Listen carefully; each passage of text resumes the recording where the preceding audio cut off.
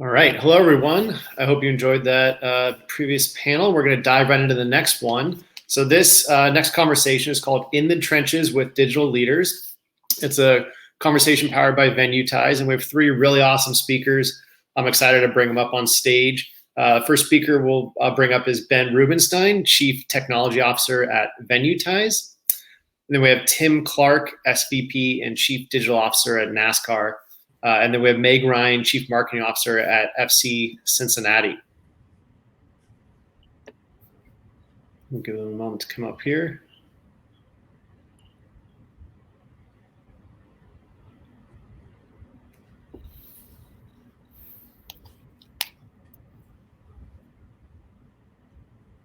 Hey, Taylor, can you see and hear us? All right. Hi, Ben, Tim, Meg. Thank you so much for joining us. Appreciate the time. Really excited to chat with three of you. I know our time is going to fly by.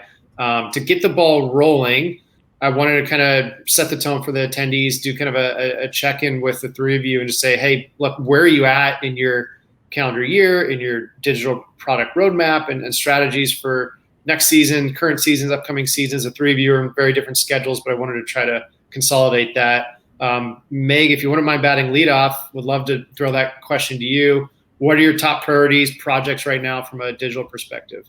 Sure. So we're kind of coming up on the tail end of the season, and we just opened a new venue. So if you Meg, I can't. Your mute button might be on. If you want to double check that.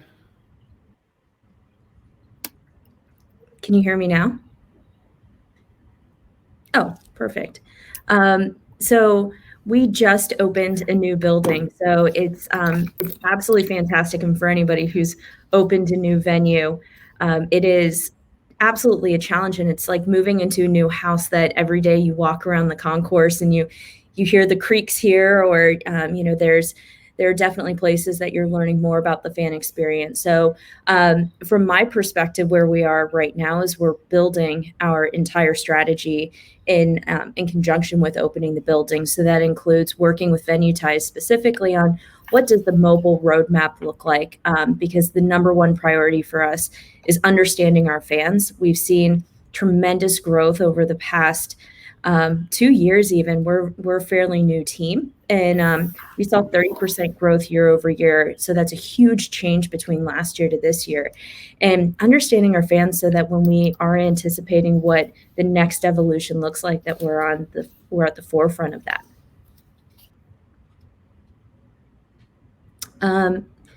I'll kick it over to Tim. I'd love to hear more about what you're working on, and I know you mentioned that earlier that you're about to launch a new app as well. We're trying to keep pace with you, Meg. So we've got 6 weeks left in our regular season. We'll have our championship in early part of November in Phoenix. So this time of year is always interesting, where we're in the middle of the playoffs and kind of working towards the culmination of this year.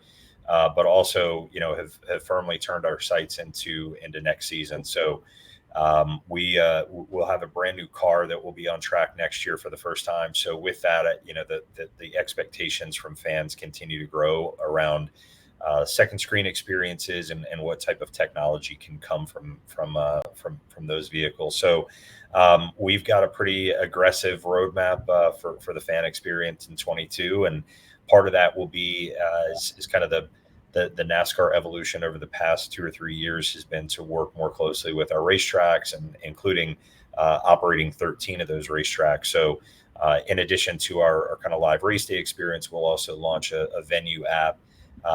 So that's going to bring on a new set of opportunities, but certainly a whole lot more challenges. So I think we'll spend the next few weeks enjoying the playoffs and ultimately the championship, but certainly have a lot going on in terms of 22 planning. Thank you, Tim and Meg, and apologies. I don't know what was going on with the satellites or the matrix here, but I'm back with hopefully better connection. But Ben, same question to you. We'll continue to go around the horn here.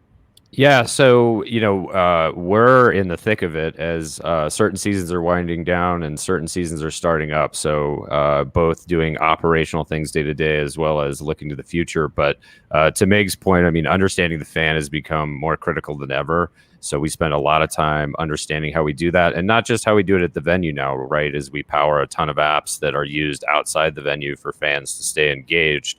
I think one of the key things, though, for us that's been exciting is, digital adoption is through the roof, especially with requirements at different stadiums changing over the last year or so. So we're seeing more fans engaged digitally, which is great to get our message out. And so, building on that, Ben, theme you've all mentioned already is understanding the fan. What are some new understandings you've had recently that have led to decisions on your team that maybe were either unexpected or something you had a plan for? Always curious to hear how you've had to adjust based on hearing from your customers. Maybe Ben, we can stay with you on that. Sure. So I think that and Meg actually mentioned this when we were talking before we went on about how everything looks great on the whiteboard. But then when you get into practice and these digital solutions, your flow chart goes 1, 2, 3, 4, and it turns out the fan goes 1, 5, 7, 8. Right. It's really interesting to watch. And one of the things that I think, and this probably seems fairly basic, but that fans' first digital experience, especially with things like mobile ordering. It's really critical to nail that, because you're going to make or break their continued engagement with that behavior. And then we're also learning that signage, and having people be familiar to help folks when they're on the ground there. Because if you think about it, the expected journey for a fan is maybe a QR code into a website or a QR code into potentially an app. And that fan that you're onboarding while they're at the stadium, their time to losing their patience is way fast. So you want to be right on top of that. So I think that it's that challenge we all have as digital leaders is how we interface that digital with the physical. Mm-hmm. Tim, kind of similar question to you in terms of learning from fans. I know we were chatting before in kind of our green room time of some things you're trying in LA, for example, and obviously with your 3 roles and the digital leadership roles you're in, you always have to be listening to your customers. I'm curious, same question to you, what have you kind of learned recently that maybe made you make any adjustments? Yeah, I mean, I think back to Meg's original point, I think it's spot on. It's just like play calling in sports. It never quite works the way you draw it up on the board, right? And then I think that's okay, right? I would even go so far as to say that's good. I think that just has to be part of your planning cycle, that your planning cycle can't end with launch. Your planning cycle very much includes launch, but it has to include that, the ability to be flexible and nimble and react to what you're going to hear.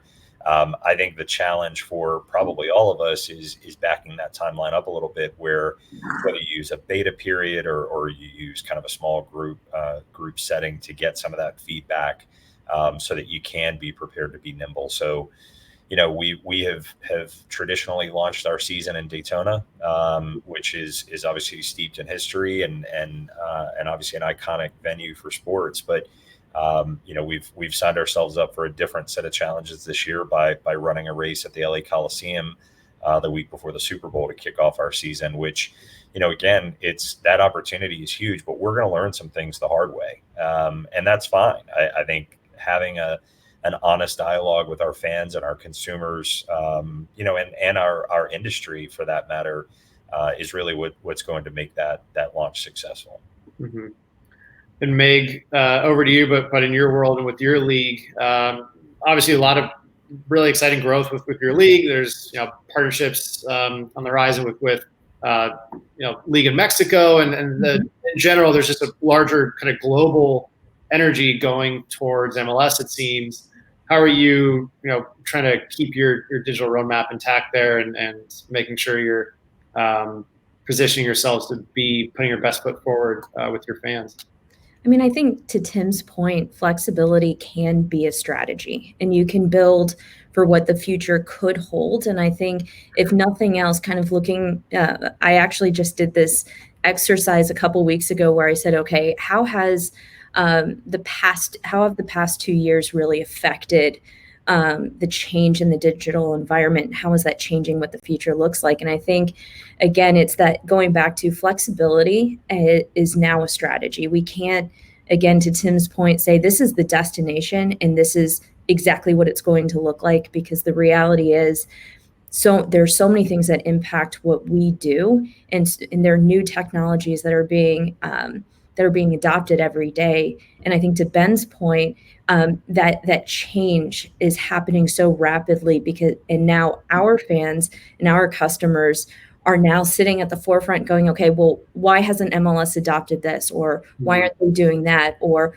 why isn't NASCAR having a two-way conversation with the driver? And you're just like, wait a second, those things technologically can happen, but is that actually what we want to do? And fans demand that instantly. And if you don't change and you're not adapting, then you've lost your fans. So again, I think the biggest thing for me right now is understanding that flexibility and how you can really scale for the future and really build our brand, to think about our communities specifically, because to your point, our communities are changing and growing, and specifically with soccer is changing so dramatically, and that's causing us from a flexibility standpoint to adapt on a daily basis.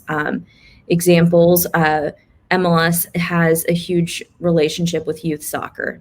And so how are we thinking about these cradle to grave strategies when those fans are changing so rapidly? It really is a big challenge for us, but I think, again, for us, we're adapting and growing and building with flexibility in mind, because if I've learned nothing else, it's that we should expect the unexpected and really be eager and aggressive in going into that uncharted territory. I like that line you said, Meg, where flexibility can be a strategy. And that kind of, I think, really nicely segues into one of my additional questions for the three of you, which is, what are some either mistakes you've made or new learnings you've had of something that just didn't quite go right? And to me, flexibility is such an inherent component of having to learn and adjust and oh, you know what, these fans didn't react the way we thought they would to this particular signage or communication or technology. What are some things that jump to mind, particularly over the kind of COVID era we've been in the last 18, 24 months, that maybe are some really significant learnings you've had that you'd like to share with the audience? I mean, I wish I could say we don't, or I don't fail as frequently as I do. But I think for me specifically, there have been a couple things that have been really interesting to learn. Number one is, and this will sound a little counterintuitive, but the importance of the in-person experience. To me, that connectivity, I think we invested so heavily in what the next evolution of the fan experience was. I was previously with the Denver Nuggets, and I think the NBA reacted to that first wave of COVID by saying, "Hey, let's think about the fan experience and the digital fan experience in a new way." And then I think we kind of, the pendulum swung so far in that direction that we were investing so heavily in how we create these virtual communities that would ultimately replace the in-person experience. And I think for me, we spent a lot of time doing that. So, I mean, I would say it's a mistake in that we invested so heavily into it that we almost replaced the in-person experience. And I think it taught me a lot that people do need that in-person connectivity, and they are eager to get back to I would say where we are today, or the new norm, or however you want to call it. But to me, I think that was the biggest mistake, was just, and again, I say it's a mistake, but it definitely helped us evolve where we are today. Tim, same question to you. Mistakes, learnings. I think Meg brings up a really good point. You can't virtually replace the Daytona 500, for example. You can try to ride out a pandemic and do your best to put a Band-Aid on it for a short-term fix, but ultimately you have to get back to the in-person experience. Yeah, I am not sure how much time you have, but I could give you hours worth of mistakes that we've made. But my kind of entry into digital was on the e-commerce side, and I was really impressed and enamored with the notion of multi-attribution analytics. And the reason I like that, and it kind of shaped the way that I look at the digital space, is you have a tendency to look at that last in, right? You look at that number of exactly what people are converting on or reacting on, and you lose sight of the journey that leads up to that conversion. And I think there are a lot of applications for the fan facing world to that. We've made several decisions that were just based purely on analytics, right? This page, this feature, this experience is not driving a ton of traffic, but you pull that out because you're just focusing on the numbers, and you kind of lose sight to the bigger picture of the digital fan experience.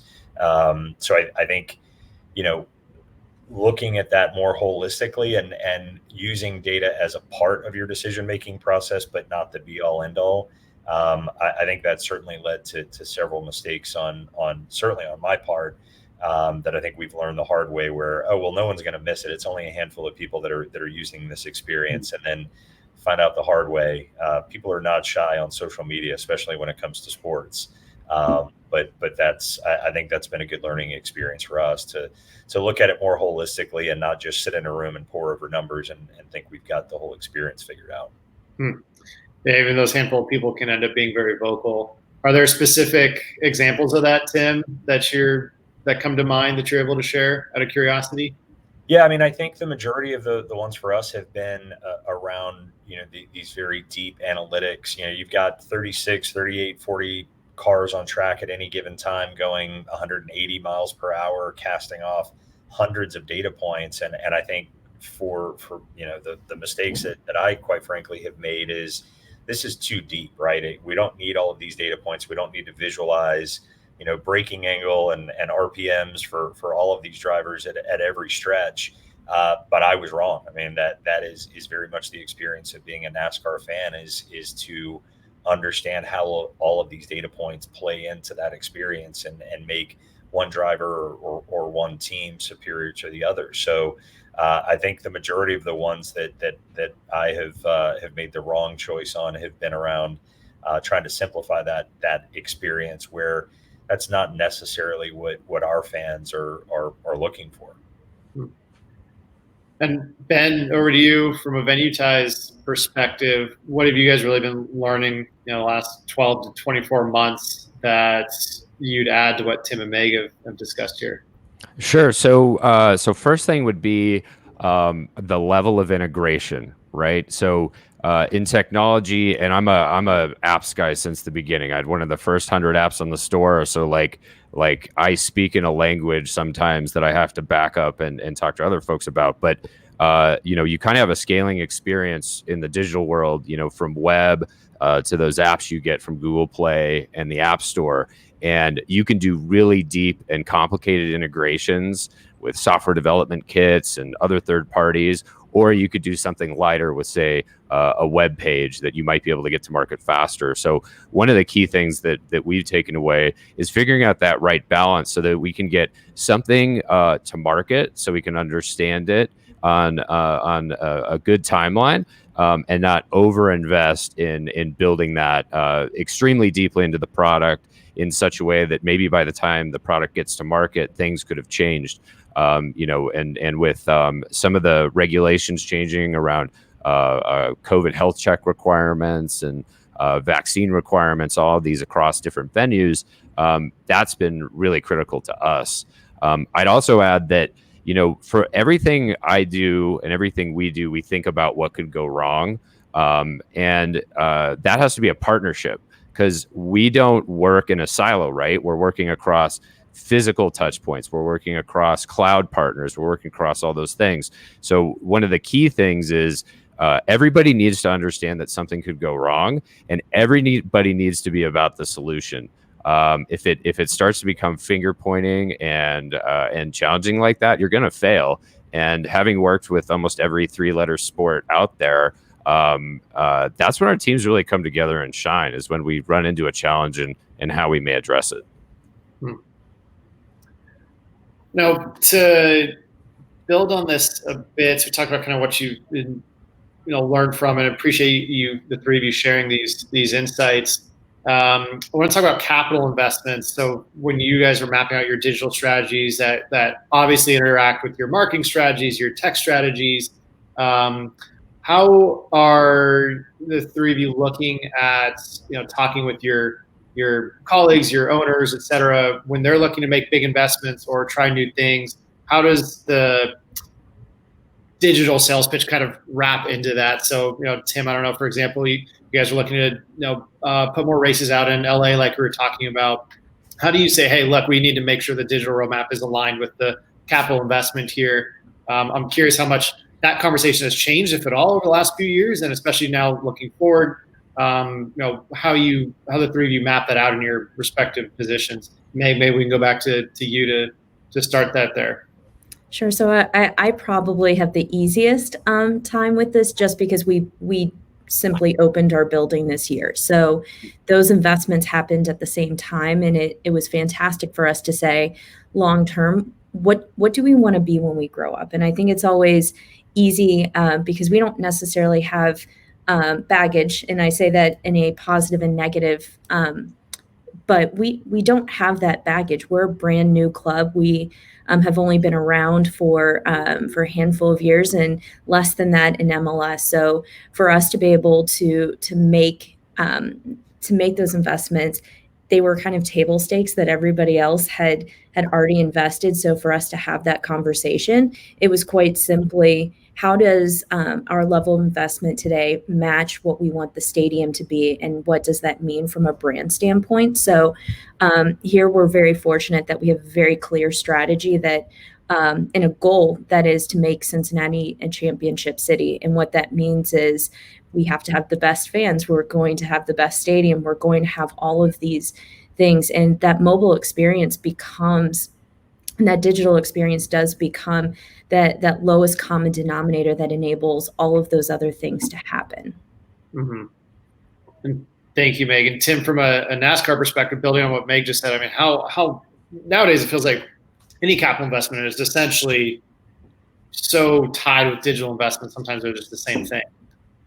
Yeah, I think there's probably two ways to look at it from our perspective. One is, from a venue perspective, NASCAR tracks are enormous. For anyone that's ever attended a NASCAR race, I mean, they are giant pieces of property, and the connectivity in those venues, especially for ones. I mean, there are some.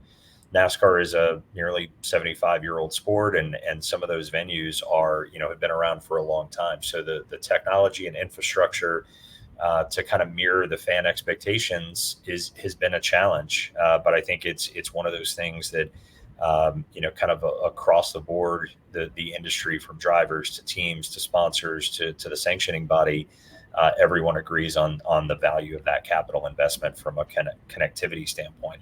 I think one of the things that aids that is, and actually the way that Ben and I got to know each other, Turner Sports was running the NASCAR digital business for years. And then in 2013, we brought those rights back in house and kind of rebuilt the entire business and platform from scratch. And I think doing that at such a pivotal time in that space has really, driven a lot of the success we've had on the digital business, and the timing of it in retrospect was really important, because now I think getting those wins on the board and being able to do them collectively without the dependence of a third party, I think has really emboldened the industry at large to deepen their investment in that space. And I think if you look at some of the things that the sport has done over the last few years, those investments are starting to pay off, which again, it's always easier to make those bold capital investments when you start to see some wins on the board. So I think the timing of that investment was critical. Yeah, that's a good point. When the wins on the board happen, like you said, to use your phrase, Tim, the investments, instead of being looked at as cost, they're now like, okay, this is an investment. And that's always been whenever I talk to anyone who's making tech decisions for a team, a league, these partners are always had to kind of show that, there's some serious ROI here. This makes sense. This isn't just a cost where, okay, we won't see the money back. Like, no, this contactless payment system, this will bring us ROI down the line. So that's starting to be proven out more and more across leagues and teams and the vendors that provide that technology. And Ben, that kind of segues, this question into you from a Venuetize perspective. How are you trying to align with these capital investments from your partners and saying, hey, we need to be with you guys from the get-go?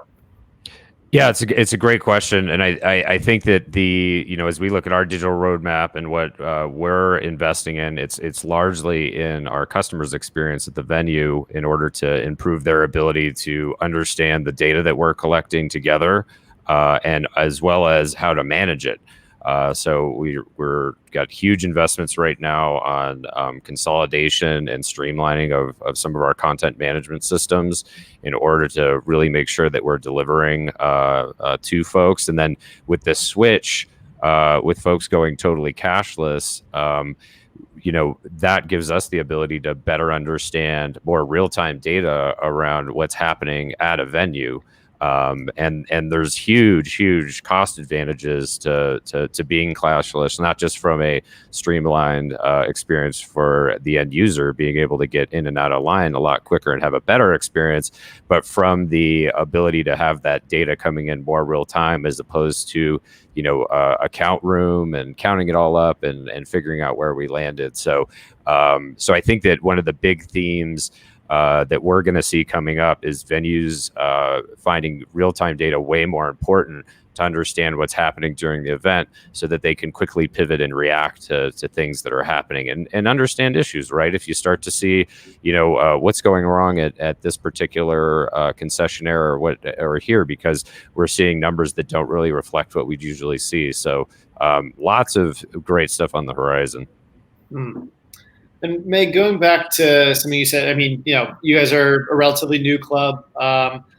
We talked about this earlier in this panel, but I wanted to go back to it and have a whole segment on it in terms of educating the fans. So we just talked about educating the fans to use these digital technologies and the services and the experiences you three are providing for them, making sure they're getting the most out of it. Because it's one thing to align with, the capital investments from your ownership groups and major partners.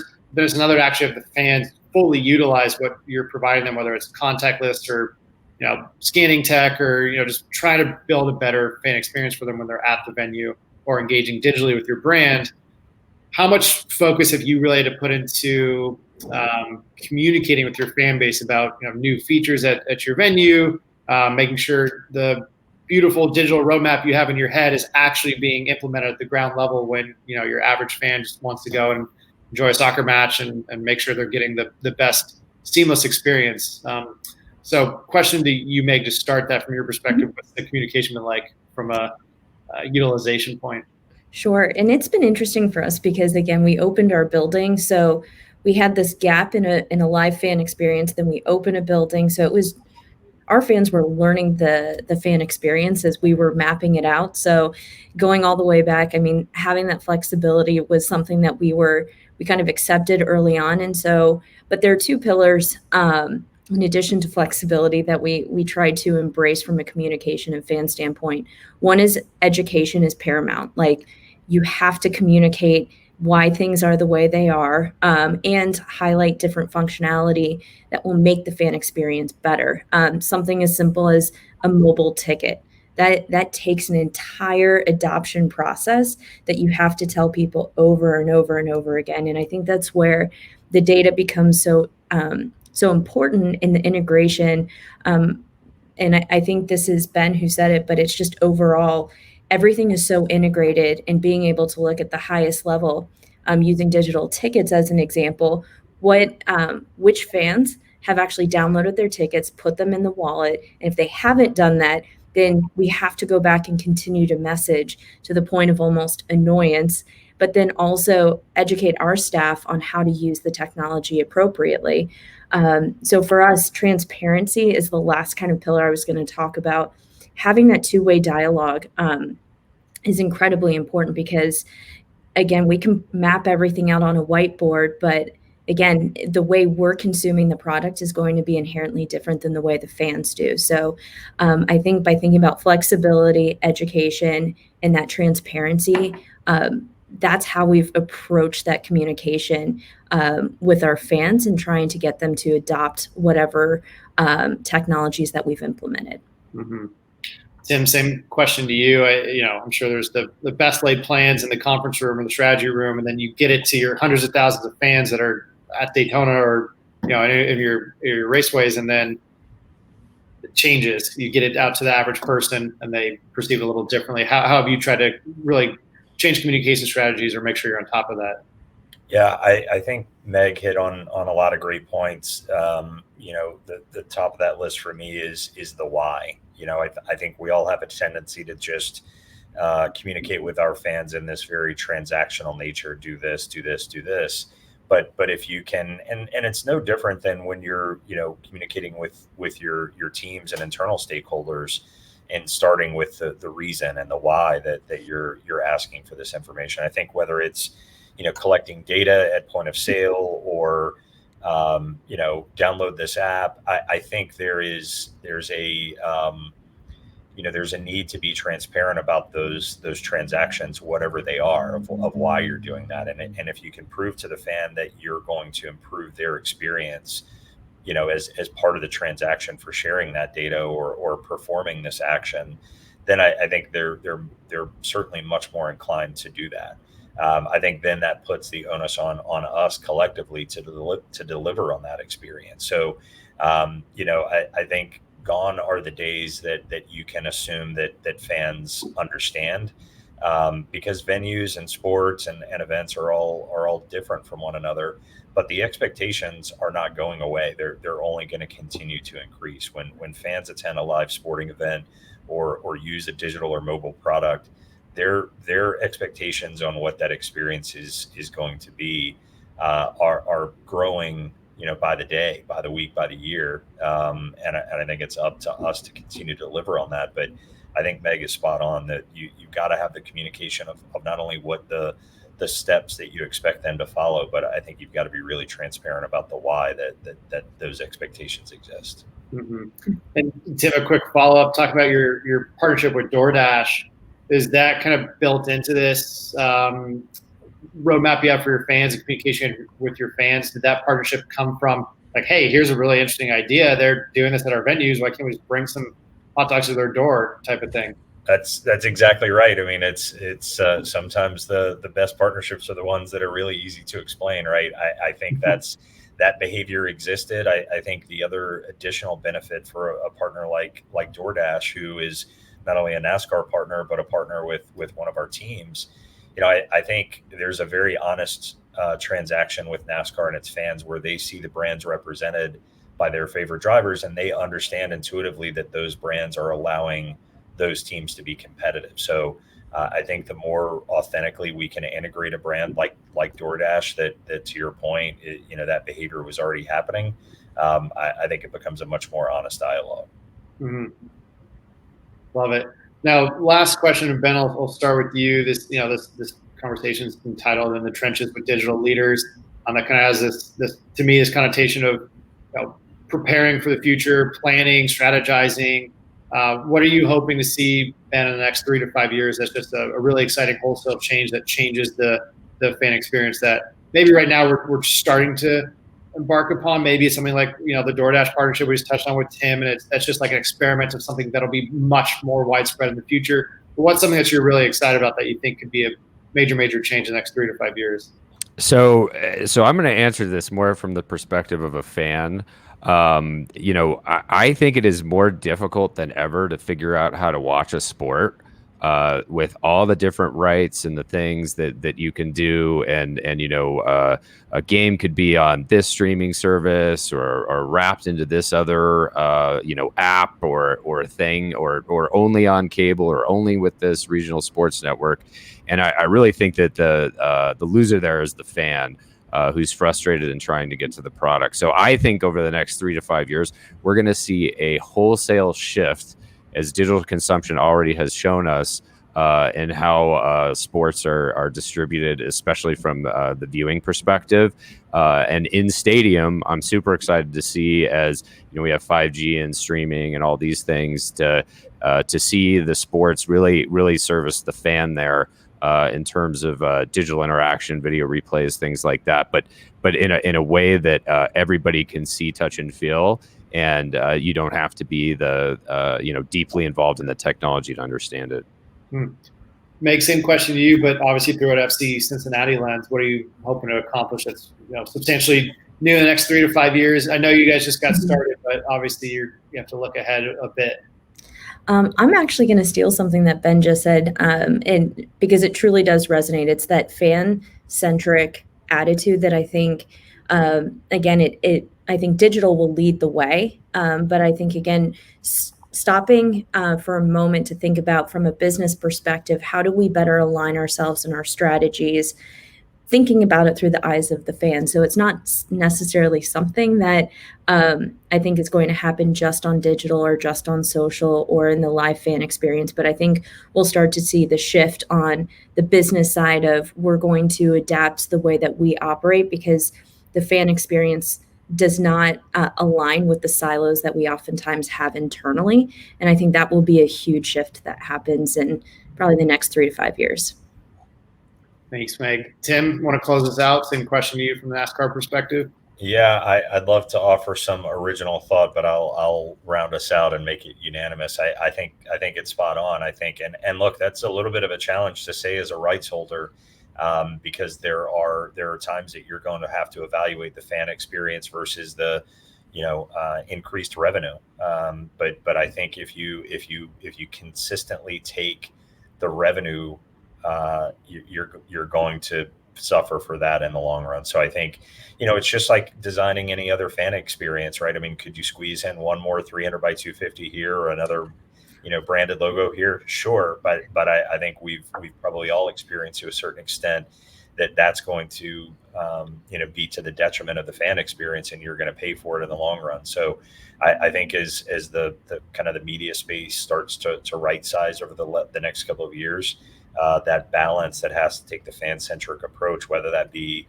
through a media rights deal or your experience on digital or social or in venue, the farther I think that vision gets away from the lens of the fan, I think we will all be the losers in that one. So the fan-centric approach, I think, is spot on. Well, perfect. That's a great way to wrap this. Ben, Tim, Meg, thank you so much. Really appreciate you guys spending some time helping us open up Sports Capital Symposium here, and we'll leave it at that. For our attendees, we're going to move right into track 1 sports betting from here. So thank you very much, everyone. Thank you. Thank you. Thanks.